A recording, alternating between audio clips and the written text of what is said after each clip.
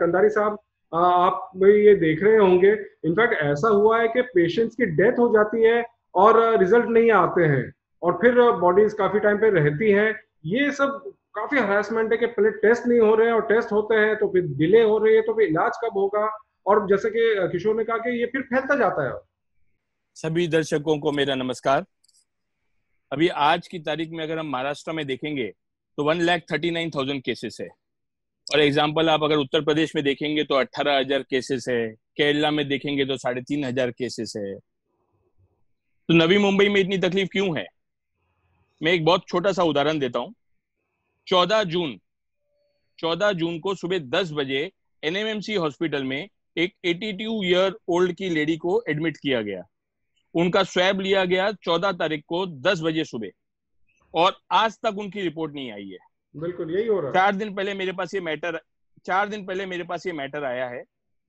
4 दिन से जवाड़े साहब के साथ फॉलोअप चालू है।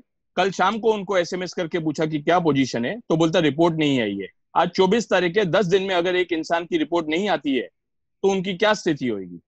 क्या काम हो रहा है? और आप बोलते हैं काम हो रहा है नवी मुंबई में। बिल्कुल नहीं हो रहा।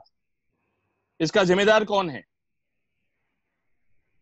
लोगों से भी एक बात कहना चाहूंगा कि अगर आपने स्वैब टेस्ट दिया है, अगर आपको परेशानी लग रही है तो आपको बाहर नहीं निकलना चाहिए, क्योंकि आप अपने आप को ही खतरे में नहीं डाल रहे हो, अपने परिवार को खतरे में डाल रहे हो, पूरे देश को खतरे में डाल रहे हो। हर एक की अपनी जिम्मेदारी है। और वेंटिलेटर बेड क्यों नहीं है, उसके ऊपर क्या स्टेप्स उठाए गए हैं? कमिश्नर साहब को उसका जवाब देना चाहिए था। क्यों इतनी डिले है? ऐसा नहीं अच्छी है कि अभी हुआ, ये 3-4 महीने हो गए हम इससे जूझ रहे हैं। 4 महीने में बहुत कुछ हुआ जा सकता था। कोई पैसे की कमी नहीं है। 2,000 करोड़ रुपए पड़े हुए हैं एनएमएमसी में। क्या एफडी के लिए रखा हुआ है वो पैसा पब्लिक का?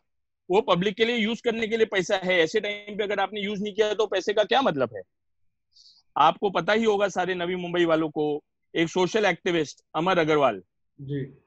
उनको 2 घंटे 3 घंटे तक बेड नहीं मिला था। उनके भाई साहब अतुल जी हमारे बहुत अच्छे पुराने मित्र है, अमर भाई अगर स्वर्गवास हो गए। इस सब चीज का जिम्मेदार कौन है? पालिका को पैसा खर्चा करना चाहिए जनता के लिए। जनता का पैसा है। एफडी रख के कुछ मिलने वाला नहीं है उसके बाद में। बिल्कुल। ये कंधारी साहब, आपसे जानना चाहूंगा, जो बहुत वैलिड पॉइंट है कि अब आगे तो बढ़ना है, हमें इससे सामना तो कर ही रहे हैं हम। प्रशासन को तो हम बता रहे हैं गलतियां हो रही है, लेकिन जैसे किशोर बोल रहे हैं कि हम खुद भी तो प्रिकॉशंस नहीं ले रहे हैं, और हम ऐसे निकल जा रहे हैं जैसे कि सब कुछ हो गया है और फिर हम घर में कोरोना वापस लेकर आ रहे हैं। आप को क्या लग रहा है, ये अवेयरनेस 3-4 महीने तो हो रही है लेकिन लोगों को समझ में नहीं आ रही है ये बात? देखो, मैं तो कई बार ऐसा कह चुका हूं कि हर एक को अपना ध्यान जरूर देना है। सैनिटाइज करना जरूरी है, मास्क पहनना बहुत जरूरी है, हैंड ग्लव्स पहनना बहुत जरूरी है। और सबसे पहले तो मैं ये कहूंगा कि राजकारण नहीं होना चाहिए ऐसे समय पे। लोगों का काम कैसे बेहतर हो सके उसके ऊपर ध्यान देना चाहिए। लेकिन प्रशासन की गलतियां थोड़ी नहीं है सर, बहुत सारी गलतियां हैं जो उसको सुधारना बहुत जरूरी है कंट्रोल में लाने के लिए। जनता से तो मैंने थोड़ी देर पहले भी रिक्वेस्ट किया कि आपको अपना ख्याल जरूर रखना है, क्योंकि कोई और ख्याल रखेगा वो बात की बात है। पहले आपको ख्याल रखना है, अपने परिवार का ख्याल रखना है, देश का ख्याल रखना है। अभी जैसे एनएमएमसी हॉस्पिटल के इधर सब अपने पेशेंट को भेज रहे थे, वहां पे एडमिशन नहीं हो रहा था। हमारे बीजेपी के कार्यकर्ता है पूर्णिमा जी, उनका मेरे को फोन आया कि सर एडमिशन नहीं हो रहा। फिर मुझे बात करना पड़ा कि भाई इनको एडमिशन क्यों नहीं हो रहा। हम आए क्या उधर धरना करने के लिए, ये कोरोना के टाइम भी, जब जाके उनको वहां पे एडमिशन मिलता है। अभी हॉस्पिटल वाले हैं, उनको स्टेट गवर्नमेंट का आदेश है कि आप ज्यादा बिल नहीं चार्ज कर सकते, फिर भी 5-5 लाख के बिल रेस किए जाते हैं।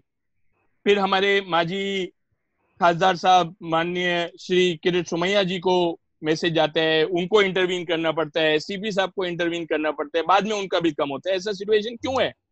लोगों को इस सिचुएशन में तकलीफें क्यों है? और कल ही आप लोगों ने न्यूज सुनी होगी कि 70 आदमी मलाड के वहां से जो पॉजिटिव टेस्ट हुए वो गायब हो चुके हैं। वो 70 में से 7 आदमी नवी मुंबई भी आ सकते हैं। जी। वो 7 से 700 आदमी को होगा, 700 से 7,000 आदमी को होगा। हम सबकी जवाबदारी है कि हमारे यहाँ पे कोई नया आदमी आता है तो उसको कौन आ रहा है, कैसे आ रहा है, किस स्थिति में आ रहा है, वो जानना हम सबको जरूरी है, और प्रशासन को इन्फॉर्म करना बहुत जरूरी है। बिल्कुल। इसी बहाने आप देश की सेवा कर सकते हैं। अगर एपीएमसी पे पहले दिन से कंट्रोल किया होता तो आज नवी मुंबई का फिगर 5,000 के ऊपर नहीं गया होता था। स्टेप्स अगर पहले ही कदम उठाए हुए होते थे तो आज ये पोजीशन हमारी नवी मुंबई की नहीं होती थी, क्योंकि सबको पता है कि 70% केसेस एपीएमसी से निकले हैं। सही बात है। ये सब्जी तरकारी खरीदने के आपको फोन पे मिल सकता है, आपको बाहर जाके खरीदने की जरूरत नहीं है ना। प्रॉब्लम यही हो रही है कि हम खुद अपने जिम्मेदारी नहीं समझ रहे हैं और हम बहुत आराम से सब काम कर रहे हैं जैसे हमें कुछ नहीं होगा। जेडी साहब, मेरा कहने का मतलब यह है कि चलो सामान चाहिए, चलो हर एक कोई फोन पे ऑर्डर नहीं कर सकता है, लेकिन नीचे किराने की दुकान है, चलो मैं मानता हूं कि नीचे किराने की दुकान पे 4 आना महंगा मिलेगा, लेकिन आपको एपीएमसी तक जाने के लिए 2,000 रुपए का सामान लेने के लिए एपीएमसी में लाइन में खड़े रह के अपनी जान खतरे में डालने की जरूरत तो नहीं है ना सर। बिल्कुल सही बात है। भंडारी साहब, आपके हिसाब से फाइनली के क्या कदम उठाने पड़ेंगे कि हम ये हालात सुधरे? बात तो इनकी एकदम सही है कि अनलॉक इसके लिए किया गया है कि इकोनॉमी को प्लेस करने बराबर से, नहीं तो परिस्थिति जैसे कि कहा कि बहुत खराब है। मुझे तो अनजान लोगों के मैसेज आए, सर हम क्या करें, खाली हमारे यूट्यूब देख के लोगों का मैसेजेस आए विच इज ऑन रिकॉर्ड।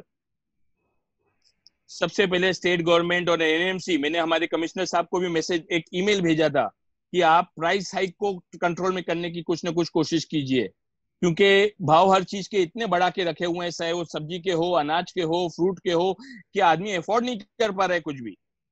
मैंने 27 मई को हमारे माननीय मुख्यमंत्री साहब उद्धव ठाकरे साहब को एक मेल भेजा था कि इलेक्ट्रिक बिल आप वेव ऑफ कर लीजिए, क्योंकि इस समय इकोनॉमिकल कंडीशन लोगों की बहुत खराब है, लोगों को राहत मिल जाएगी, लोगों को राहत की इस वक्त बहुत जरूरत है।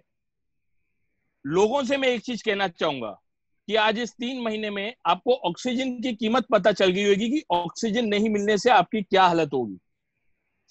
समय है, बारिश का मौसम है, एक इंसान अगर एक झाड़ लगेगा, जी बिल्कुल कंधारी साहब, बहुत सही है। और लग जाएंगे आज। बहुत बहुत शुक्रिया। ये ऑक्सीजन की कीमत आपको आज पता चला है। समय खत्म हो रहा है, ग्रीनरी मेंटेन बहुत कीजिए। बहुत शुक्रिया आप सभी का, बहुत बहुत शुक्रिया। बहुत वैल्यूएबल इनपुट्स, क्योंकि आप ग्राउंड पे काम कर रहे हैं, आपको पता है कि क्या काम हो रहा है। और हम ये चर्चा और जारी रखेंगे और एपिसोड्स करेंगे, बट यही है कि प्रशासन को बहुत संभालना होगा और लोगों को भी संभालना होगा। यानी प्रशासन और लोगों को, दोनों को मिलकर काम करना पड़ेगा, दोनों को अलर्ट रहना पड़ेगा, और हम तभी इस सब समस्याओं से बाहर निकल सकेंगे, लॉकडाउन से आगे बढ़ सकेंगे। आप सभी का फिर एक बार बहुत बहुत शुक्रिया।